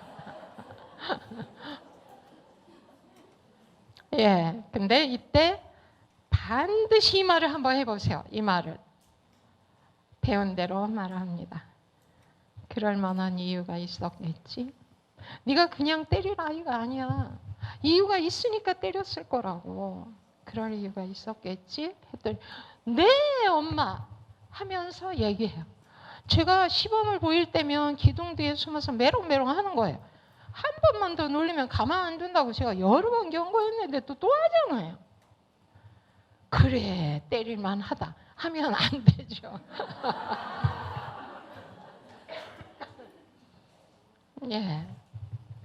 그래서 이럴 때 뭐라고 해요? 예, 그런 이유가 있었구나. 그런 이유가 있어서 너가 그 친구를 때린 거네. 했더니 아이가 다음엔 더 많이 참을게요. 죄송해요. 그래서 엄마가 말합니다. 너 결심을 하니까 엄마 마음이 놓여. 그분 오시면 너랑 엄마랑 같이 사과하자 해요. 엄마도 너와 함께 사과할게. 그리고 잠시 뒤에 왔어요. 죄송합니다. 예전에는 엄마가 죄송합니다 하는 게 안 보였어. 안 보였어요. 엄마 걔네 엄마가 올 줄 몰라. 오기만 해봐도 그냥 이 새끼 뭐 이러니까 애가 아 나 그냥 때렸냐 그 새끼가 맞을 짓을 해. 속에. 예, 이분 공부를 많이 했어요. 예, 대학교 딱 합격하고 엄마 저 잘 키워주셔서 감사합니다 하더라고요. 이런 연락이 와요. 선생님, 예, 통역장교, 공군 통역장교예요. 71대 1로 합격했어요. 우리 이 아들이, 이 깡패 같은 아들이. 예, 지금 너무나 멋있어요. 제가 살아가면서 가장 잘한 일은 대학 교수가 아니라 제 아들을 위해서 공부한 거예요. 예, 아이들이 어떻게 변해가는지 사랑을 느낀다면 예, 우리가 준비해야 될 게 아닌가 생각합니다. 예, 내 언어의 한계가 내 세계의 한계라고 언어학자 비트겐슈타인이 말합니다. 언어는 그 사람의 생각에서 나오죠. 그 사람이 쓰는 언어는 그 사람의 삶의 모습이에요. 그러니까 그 사람이 어떤 말을 했다 절대로 땅에 떨어지지 않는다는 거죠. 예, 옛날에는 그 말이 믿겨지지 않지만 지금은 많은 과학이 발달되어 있기 때문에 언제 어디서 한 말 전화 통화한 거 이거 다 기록이 됐다가 당신이 이 말 했잖아 이거 나오죠. 예, 이렇게 하지 않더라도 우리의 언어는 성서에 나오죠. 말씀이 사람이 되셨다고 하죠. 말씀이 얼마나 중요한가. 그런데 어떻게 보면 우리는 그냥 함부로 말하는 게 아닌가. 그렇다면 어떻게 대화를 할 것인가를 구체적으로 배울 시간은 없고요. 예, 몇 가지만 더 나누겠습니다. 지혜로운 대화다. 대화는 마주 대하여 주고받는 거예요. 혼자 하는 게 아니죠. 상대방이 반드시 있는 게 대화인데 이 대화가 뭐냐면 로버트 허친스 박사님은 얘기해요. 대화는 교육이다 이거죠. 교육은 계속되는 대화로 이루어지는 것이다. 다시 말해서 대화는 교육이다 이 말이에요. 그러니까 아까도 얘기했지만 수업 시간에 선생님하고 아이가 얘기하거나 이럴 때 이 대화를 통해서 모든 걸 다 배울 수 있습니다. 그래서 대화가 왜 교육인가 하는 사례 하나로 함께 나누겠습니다. 초등학교 3학년인 진이는 같은 반인 정화와 다투고 선생님께 와서 말해요. 선생님 아이들이 다투지 않고 사이좋게 놀기를 원하고 도와주고 싶어요. 선생님 정호가 때렸어요. 그러면 선생님은 누구에게 뭐라고 말하시죠? 정호에게 말합니까? 진이에게 말합니까? 예, 정호에게 뭐라고 하죠? 예, 정호야, 너 왜 친구 때렸어? 예, 아니 내가 이거 빌려달라고 했는데 안 빌려주잖아요. 저는 다 빌려주는데. 그러면 뭐라고 하죠? 예, 예, 그렇다고 친구를 때리면 어떻게 해? 말로 해야지. 아, 그렇네요. 아, 제가 말로 할 걸. 이래요. 예, 뭐라고 하죠? 말로 했는데도 제가 안 빌려주잖아요. 그럼 때린 게 잘했다는 거야? 때려도 되는 거예요. 선생님이니까. 엄마 같으면 그럼 때려도 돼? 때려도 돼? 너도 맞아볼래? 하지만 선생님이시니까 때려도 되는 거예요? 요자 붙이면서 존중했어요. 이래. 나중에 학부모님한테 존중하잖아요. 요자 붙이잖아요. 아니요. 근데 제가 먼저요. 김정호 친구 몸에 손대지 않아요. 알았어요? 예, 이러면 예, 알았어요 해요? 안 해요. 네. 한 번만 더 친구 때리면 부모님 오시라고 할 거예요. 예, 선생님 맨날 나만 울어요. 이리 와. 왜 울어? 내가 때렸어. 내가 야단쳤어? 이거 이 말. 왜 선생님 이 말 하면 안 돼? 말로 하라고 한 말 하면 안 돼? 야, 학부모님이 오시면 얘기해요. 저 때리지 않았어요. 야단치지 않았어요. 그럼 이럴 때 뭐라고 해요? 이러거든요. 그런데 이건요. 똑같이 집에서도 거의 이렇게 합니다. 집에서 어떻게 하죠? 오빠와 동생이 초등학교 3학년 오빠 유치원생 엄마 오빠가 때렸어요. 왜 때려? 때리지 말고 타이르지 그래서 말을 안 들으니까 때리면 말로 하랬잖아. 안 들으니까 그래. 그럼 때린 게 잘했다니. 누가 잘했대요? 알지도 못하면. 잘해봐라. 그럼 네 편 안 드나? 엄마 맨날 나. 왜 울어? 왜? 이렇게 하는 걸 배우면 이 오빠가 동생을 사랑할 수 있을까요? 자식 말이야 맨날 가서 고자질해. 엄마 오빠가 때렸어. 고자질에 아무도 없을 때 너 두고 봐. 어떤 분은 이러니까 두 아이를 놓고 나가질 못하겠어요. 이래요. 없을 때 오빠한테 맞았다고. 엄마 오빠가 이래서 빌려주지도 않고 뭐도 너 이리 와 너.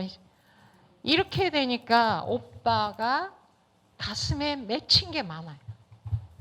맺힌 게 많으면 어떻게 되죠?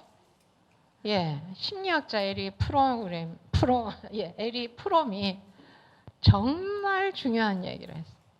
형제 자매 간의 우애는 모든 인간에 대한 사랑이며 사랑의 모든 형태의 바탕에 놓여 있는 기본적인 사랑이라.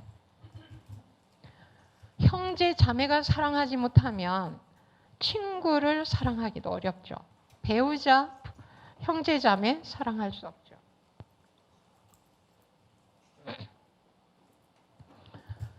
제 두 아들의 교육관 중에 두 가지. 하나, 형제 간의 우애가 돈독하기를. 이거 교육 목표 1번에 뒀어요. 어디 가든지 와, 너 왔구나. 기뻐하는 사람이 되는 것. 상당히 이런 경우에 준비를 했는데요. 마음에 근육 없는 아이들, 우울증 1년 새 40% 늘었다. 여기 여러 가지 얘기를 합니다. 청소년 정신건강 위험하고 마음에 근육이 없는 아이들. 왜죠? 엄마한테 너는 말이야 동생한테 맨날 이러고 하니까 말도 못하고 엄마는 맨날 이게 쌓인 게 맞는 거예요. 그러니까 마음이 행복할 수 없어요. 그러니까 여기에 봤더니 중학교 2학년 A양이 자기 방에서 손목을 그었는데 남자친구가 헤어지재요. 기댈 데가 걔밖에 없는데 어떻게 살아야 할지 모르겠어요. 이 남자친구 하나였는데 엄마도 아빠도 형제도 아무도 아닌 거예요. 부모가 공부만 하라고 닥달하지 날 이해를 안 해줘요. 우리 청소년들의 삶이 과거에 비해 물질적으로는 풍요해졌지만 정신건강에 대한 우려는 커지고 있다. 일상에서 가족이나 친구와 깊이 마음을 나누며 스트레스를 풀고 정서적 안정감을 갖춰야 하는데 평소 마음 근육을 키우지 못한 아이들은 조금만 힘든 상황이 생겨도 자해나 자살을 생각하게 된다. 우리나라 자살률이 얼마나 높은지 선생님들 아실 겁니다. 아이들의 정신건강은 가정 환경의 영향을 많이 받는데 국가가 적극적으로 지원을 어디다 하느냐 하면 시스템을 구축해야 한다. 전 이거 아니라고 생각해요. 부모 교육을 하라 이거예요. 부모 교육을. 부모님들이 준비해서 아이들과 교육을 해야지 밖에 나가서 배우고 집에 왔는데 똑같이 한다. 전 도움이 안 된다고 생각합니다. 사소한 일에도 버럭버럭 툭하면 남을 무시하고 욱하는 아이가 느는데 이렇게 느는데 이 같은 문제를 해결하는 데는 부모 역할이 중요하다. 교리 반에 오면 선생님의 역할이 중요하지만 선생님은 일주일에 한 번 몇 시간 안 만나요. 부모 역할이 얼마나 중요한가. 사실은 저는 선생님들이요. 부모님을 위한 교육을 하셔야 된다고 생각해요. 선생님들이 부모 교육할 수 있는 훈련을 받고 자격을 받아서 천주교의 학생들의 부모님에게 부모 역할에 대한 공부를 하면 한국이 상당히 많은 천주교가 많은 변화가 있지 않을까 생각을 하는데요. 부모와 함께 충동 조절에 관한 교육과 훈련을 꾸준히 하는 게 분노 조절 장애를 막는 최적의 예방법이라고 했습니다. 예, 오늘 우리 선생님 한 분 여기 같이 오셨는데 선생님에게 우리 아이 친구 엄마가 얘기하더라는 거예요. 예, 이댁 아이가 상당히 좋은 쪽으로 많이 변했어요. 그런데 하소연하더래요. 저는요, 애만 보면 화가 나요. 그래서 아이한테 소리 지르게 돼요. 그러니까 그러면 교육을 받으시죠. 하고 싶은데 교육은 당신이나 받아 할까봐. 그래서 한 가지 얘기했대요. 한 가지 말씀드리면요. 우리 선생님은 그러셨거든요. 화가 날 때 일주일 정도 화내지 않고 좋은 말로 하시면 틀림없이 아이가 말할 거예요. 엄마, 요즘 왜 화를 안 내? 그러면 엄마 지금 화내지 않는 연습을 하고 있거든.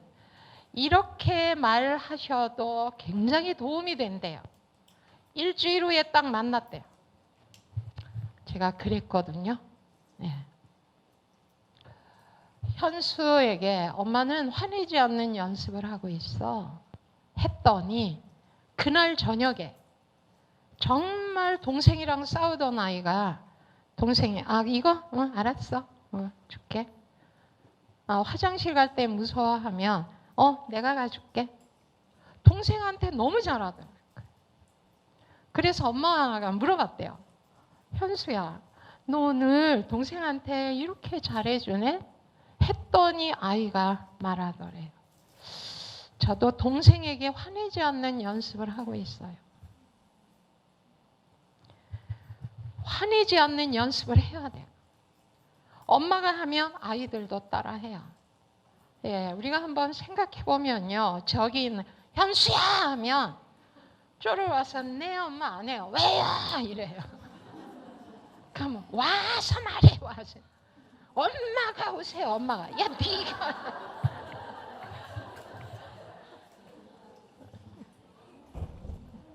예, 이제부터 준비하셔야 되고요. 여기 결혼하지 않는 선생님들도 계신 것 같아요. 결혼하지 않으신 분들도 교육을 받고 결혼해야 잘 삽니다. 예, 그래서 고마워. 엄마 더 많이 노력할게. 예, 엄마가 하지 않으면서 해야 된다는 거죠. 그러면 이럴 때 뭐라고 얘기합니까? 뭐라고? 예, 이렇게 얘기합니다. 엄마, 오빠가 때렸어요 하면 진수에게 말하는 게 아니라 진이에게 말하는 거예요. 예. 아까 얘기한 것처럼 감정이 올라갔을 때 이렇게 내려가도록 어떻게 말하느냐. 이때 부모님의 태도가 있습니다. 여기 허용적인 태도, 권위주의적인 태도, 허용적이면서 권위주의적인 태도, 자애로우면서 엄격한 태도. 예, 만일 아이들이 선생님 정호가 때렸어요. 아니면 엄마, 오빠가 때렸어요. 하면 여기 만일 오빠가 때렸어요. 하면 허용적인 태도의 엄마는 알았어. 너 가만히 있어. 오빠 너 이리 와. 너 왜 때려? 이 아이 말을 들어주는 거예요. 그러면 이 아이는 늘 엄마한테 와서 얘기하고 학교에 가면 선생님 제가 이랬어요. 선생님 의존적인 아이가 돼요. 또 어떤 경우 엄마 오빠가 때렸어요. 네가 맞을 짓을 하니까 맞았겠죠. 오빠가 그냥 때렸겠어? 네가 그러니까 오빠한테 잘하라고. 너 하는 거 보면 이러잖아. 너 문제 있잖아. 엄마한테 얘기해도 소용이 없고 엄마는 내 편도 아니야. 날 사랑하지도 않아. 또 허용적이면서 권위주의적인 부모는 내가 기분이 좀 그랬어? 엄마가 오빠 혼내줄게. 아이고 이거는 이러다가 그러니까 네가 오빠한테 덤비지 말라고 왔다 갔다 해요. 그러니까 얘가 종잡을 수가 없어요. 그러니까 눈치를 봐요. 엄마 지금 기분이 좋은가 나쁜가 얘기해도 될까? 가장 혼란스럽대요. 이러면 막 했다가 잘했다가 왔다가 갔다가 이런 분하고 결혼하면 이렇게 천사가 있나 했는데 확 돌변하면 이런 사람 된다는 거죠. 우리가 원하는 건 자애로우면서 엄격한 태도라는 거예요. 그러면 자애로우면서 엄격한 태도로는 뭐라고 말할 것인가? 여기에 자애롭다는 말은 아이들이 사랑을 느끼도록, 엄격은 무서운 게 아니에요. 잘못을 깨닫도록 어떻게 말할 것인가. 자유로우면서 엄격하게 말하는 방법은 이겁니다. 선생님에게 얘기했을 때도 저런 진이가 정모에게 맞아서 너 지금 아픈 거지. 그 얘기 나한테 와서 하는 거지. 네, 선생님. 그러니까 정모 혼내주세요. 알았어, 혼내줄게 하면 안 돼요. 선생님이 정호를 혼내주면 너가 아까 맞아서 아픈 마음이 풀리겠다고 너 마음을 얘기해줘요. 정호를 혼내면 선생님이 너 서운한 마음, 아까 아팠던 게 풀리겠다고. 네, 선생님. 그러니까 혼내주시라고요. 네가 혼내. 하면 안 되고. 안 되고. 선생님 혼내는 사람 아니에요. 해도 안 되고. 예, 이때 선생님이 혼내줘야 돼요? 안 혼내줘야 돼요? 예? 안 혼내주고 그냥 놔둬요? 예, 그럼 어떻게 해요? 예, 이럴 때 선생님이 마음을 얘기합니다. 선생님이 너 말을 들으니까 난처하네. 왜요? 왜 난처하죠? 이게 인간관계의 가장 기본이 되는 말을 이때 하는 거예요. 기본적인 철학이 뭐예요? 우리는요, 사람이 다투면 양쪽 말을 다 들어서 결론을 내려야 돼요. 근데 너 말만 듣고 결론을 내라면 선생님이 난처한 거거든. 이 얘기를 하라는 거예요. 왜냐하면 선생님이 너 말만 듣고 정호를 혼낼 수가 없거든. 너 말을 들었으니까 정호 말도 듣고 결정해야 돼. 이렇게 말하라고 하죠. 근데 많은 경우요, 이렇게 얘기하면 진이가요, 예, 정호 말도 듣고 결정해야 돼. 선생님 저 화장실 갈래요. 간대요. 왜냐하면 정호 말 들으면 내 비리가 드러나니까. 절대로 가만히 있는 아이를 와서 때리지 않습니다. 이유가 있어요. 근데 정호가 와서 다 얘기하면 내가 더 불리한데 하면 벌써 가거나, 어떤 애는 들어보세요. 이런 애도 있어요. 그러면 정호에게 들어야 돼. 근데 어떻게 들을 것인가까지 얘기하면 다음 얘기 못해서 조금 더 구체적으로 배우시면, 이렇게 하는 게 자유로우면서 엄격한 교사입니다. 이걸 집에서 했을 때 어떨까? 거의 같아요. 오빠에게 맞아서 아프구나. 네, 오빠 때려주세요. 오빠를 때리면 너 마음이 풀리겠다고. 네, 그러니까 오빠 때려주세요. 너 말을 들으니까 난처하네. 왜요? 오빠 말을 때릴 수 없거든. 오빠 말도 들어야 하거든.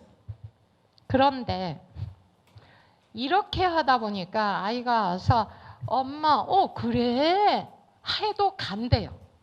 왜냐하면 내 말을 다 듣고 또 오빠 말도 듣겠다고 할 거니까, 그럼 불리하니까 엄마, 오빠 하다가 해봐야 빤해 간다는 거예요. 그런데 어느 분이 오셔서 그러시더라고요. 선생님, 우리 중학생하고 초등학교 6학년인가? 중학교 2학년 형, 또 초등학생 형제가 있는데 동생이 와서 엄마, 형이 때려요. 뭐예요? 거의 똑같이 나오더래. 그래서 이렇게 말했대요. 너 말을 들었으니까 형 말도 들어야 하거든 했더니 6학년 아들이 이렇게 말하더래. 엄마는 왜 아들을 못 믿어요? 왜 저를 믿지 않는 거예요? 이러더래요. 이러면 뭐라고 말해요? 뭐라고 말하셨어요? 했더니 이분이 몰라. 엄마 이건 안 배웠어.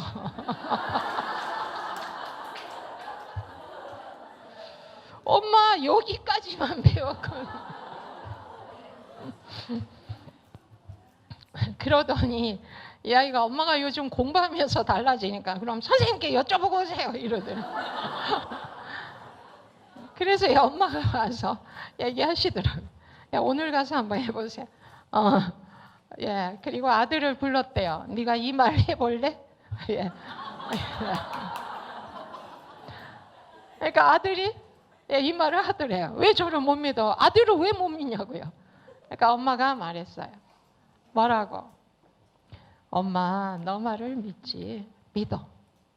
그럼 엄마가 너 말을 들었을 때는 너 말만 믿고 형이 말할 때는 형 말만 믿어도 될까?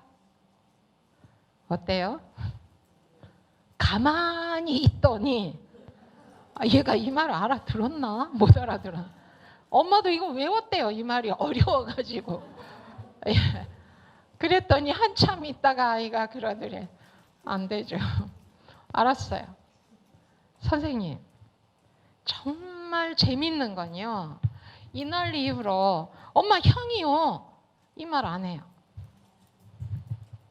왜냐하면 엄마가 형 말도 들을 거거든요. 그러니까 과연 형이 나를 가만히 있는데 때렸나? 내가 맞을 짓을 했나 안 했나? 그러니까 자기 행동을 되돌아보게 된다는 거예요.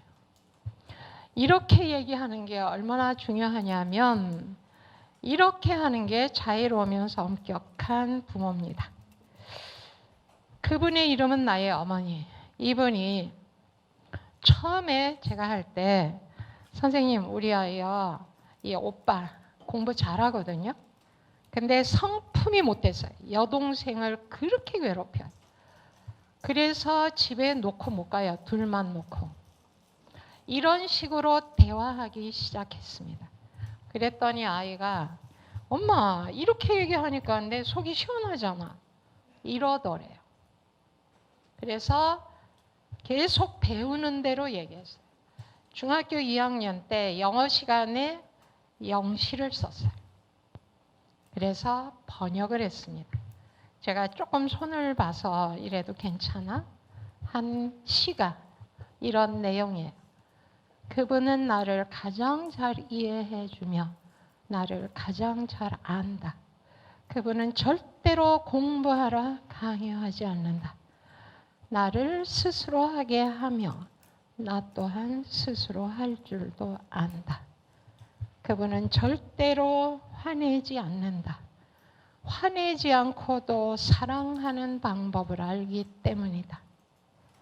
그분은 내가 하는 모든 말을 기쁜 소식처럼 들어준다. 그분의 이름은 나의 어머니다. 그분의 이름은 나의 선생님이다. 가 되시면 어떨까요? 너무 잘 썼어요. 예, 우리 작은 아들이 대학원 다닐 때 어느 날 와서 그러더라고요. 어머니, 그 시 쓴 학생이요. 그 시 쓴 학생이요. 제 후배더라고요. 어느 날 얘기하더래요. 내가 중학교 2학년 때 영시를 썼는데 그게 어느 선생님 책에 실렸어. 이러더래요. 그래서 어떤 선생님 책? 했더니 우리 아들 들어보니까 이민정 선생님 책. 우리 어머니야. 어머니, 그 친구 너무 멋있어요 하더라고요. 심리학 박사가 됐어요. 교수님이 됐어요. 이 어머니가 제가 공부하지 않았으면요. 그야말로 우리 이 안에 분노만 가득해요.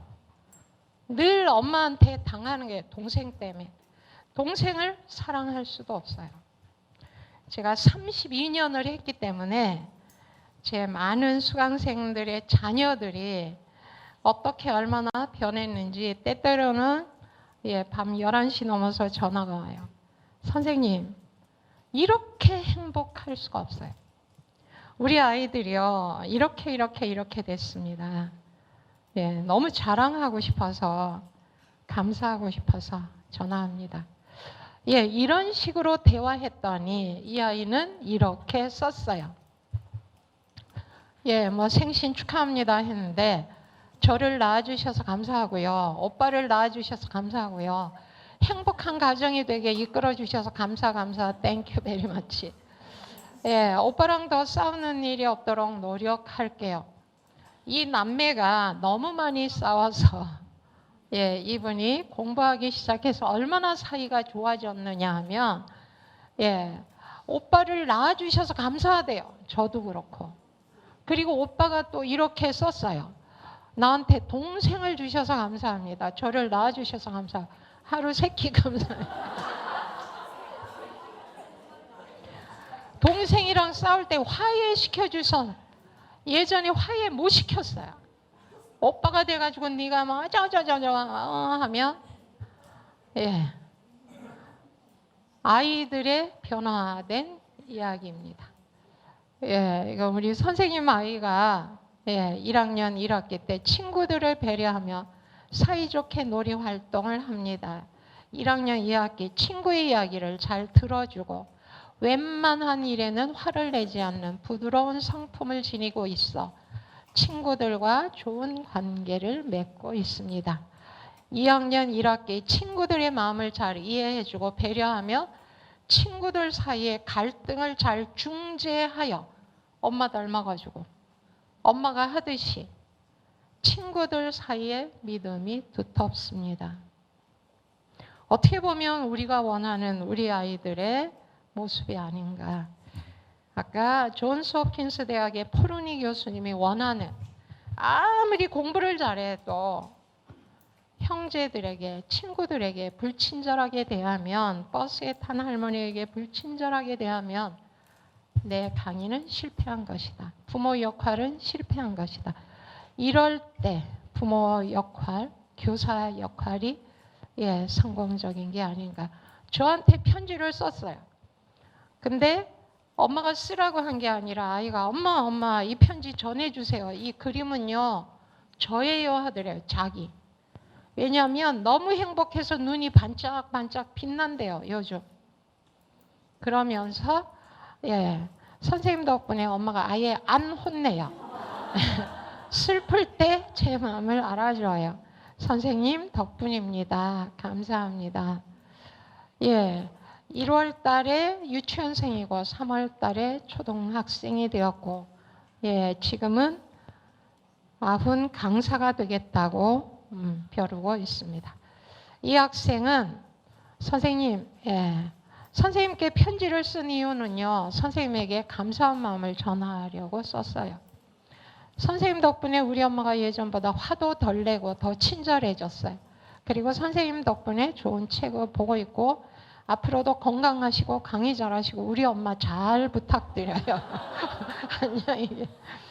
예, 중학교 2학년 아이인데 엄마 부탁한대요. 엄마 사람 좀 만들어 주세요.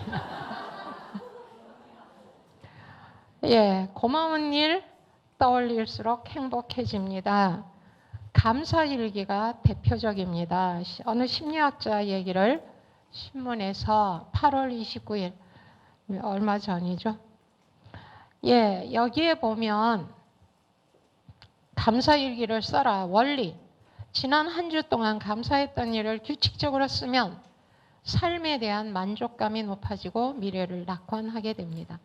감사했던 기억을 떠올리면서 부정적인 감정을 잊기 때문이죠. 행복하다고 느끼면서 동시에 화를 내는 사람은 없는 것과 같은 원리입니다. 지금 화를 굉장히 내면서 행복할 수는 없어요.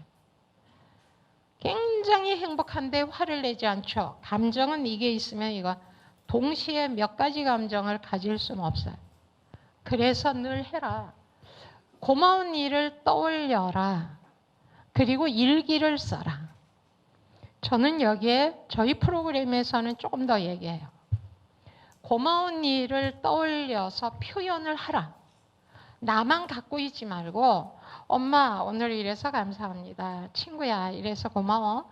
표현도 해라. 일기만 쓰지 말고 표현을 해라. 더 나아가서는 뭘 하느냐 하면 고마워할 일을 해라. 감사받을 일기를 써라.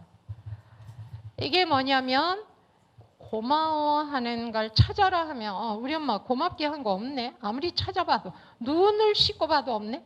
그냥 상대방이 해야 돼. 근데 내가 해야 돼요. 내가 상대방이 고마워할 일이 뭔가 이런 건 훈련을 하라고 하죠. 예, 정신과 의사인 스카펙은 얘기합니다. 사랑은 단순히 주는 것이 아닙니다. 분별 있게 주고 분별 있게 주지 않는 것입니다. 분별 있게 칭찬하고 분별 있게 비판하는 것입니다. 단순하게 주는 게 아닙니다. 예, 분별 있게 주고 주지 않고 분별 있게 칭찬하고 비판하고 어떻게 할 것인가? 예, 이게 선생님의 교육관, 가치관이 돼야 되죠. 예, 제 작은 아이 얘기를 잠깐 하겠습니다. 중학교 입학을 했는데 입학하는 날 입학하기 전에 저랑 학교에 갔어요. 예, 배정된 학교는 집에서 먼 거리는 아니었지만 걸어가기엔 멀고 버스는 2번 갈아타야 했고 아이가 걸으면서 얘기하더라고요. 엄마, 아침에만 학교에 태워다 주시면 안 돼요? 올 때는 아니고요. 아침에만. 예, 선생님들은 어떻게 하시겠습니까? 선생님들의 아이들이 이러면 그때 저는 차도 있었고 태워다 줄 수도 있었어요. 태워다 주는 게 사랑일까? 분별 있는 사랑일까? 태워다 주지 않는 게 분별한 사랑일까? 순간적으로 딱 생각해서 이 아이에게 뭐라고 할까?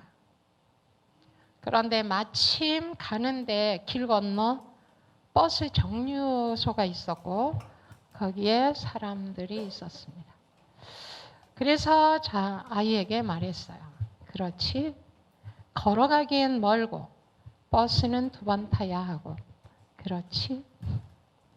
그런데 엄마는 생각하게 돼. 왜냐하면 저기 저 버스 정류장에 어른들이 버스를 기다리고 있지. 저분들은 가족을 위해 돈을 벌기 위해 직장에 나가는 분들이거든. 그런데 어른인 당신은 버스를 기다리고 어린 학생은 엄마가 학교에 태워다 주고 그런 모습을 보면 저분들이 서글프지 않을까? 엄마는 그분들에게 미안해서 말이야. 했어요. 알았어요 하더라고요. 분별이 있다는 것은 판단이 필요하다는 의미이며 판단은 본능 이상의 것을 요구한다. 그것은 심사숙고해야 하며 때로는 고통스러운 결정을 필요로 한다.